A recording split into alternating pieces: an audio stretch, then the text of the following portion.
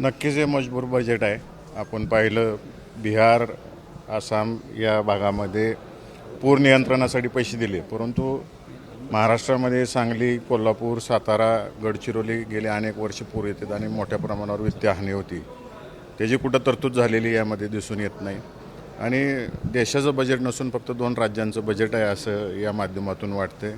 शेतकऱ्यांसाठी काही केलेलं नाही आहे. वास्तविक पाहता शेतीचे जे काही अवजारं लागतात, त्याच पद्धतीनं खतं लागतात, ह्याच्यावरचा टॅक्स कमी करायला पाहिजे होतं. तो कुठं कमी केलेला दिसत नाही आहे. दूध धंद्यासाठी पशुखाद्यावरचा टॅक्स कमी करायला पाहिजे होता, तो टॅक्स कुठं कमी केलेला नाही. आणि जसं दिना पाटील साहेबांनी सांगितलं की महाराष्ट्र हा देशाला सगळ्यात जास्त टॅक्स देणारं राज्य आहे आणि एवढा टॅक्स देऊनसुद्धा महाराष्ट्राला काय मिळालं नाही, याच्यासारखी दुर्दैवी गोष्ट नाही. आणि 3 पक्षाचं राज्य आहे, म्हणजे ह्यांचं अशी अवस्था झाली आहे की घालीन लोटांगण करते ते आणि वंदीनं चरण करते, परंतु यांच्या नशिबी काहीच येत नाही आहे आणि एक निष्क्रिय सरकार महाराष्ट्रात चाललेलं आहे आणि येणाऱ्या विधानसभेला नक्कीच याचं उत्तर जनता देईल.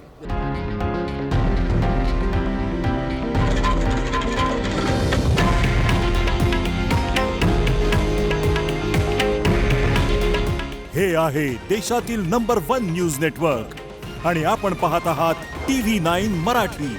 काळजी तुमची, हित महाराष्ट्राचं.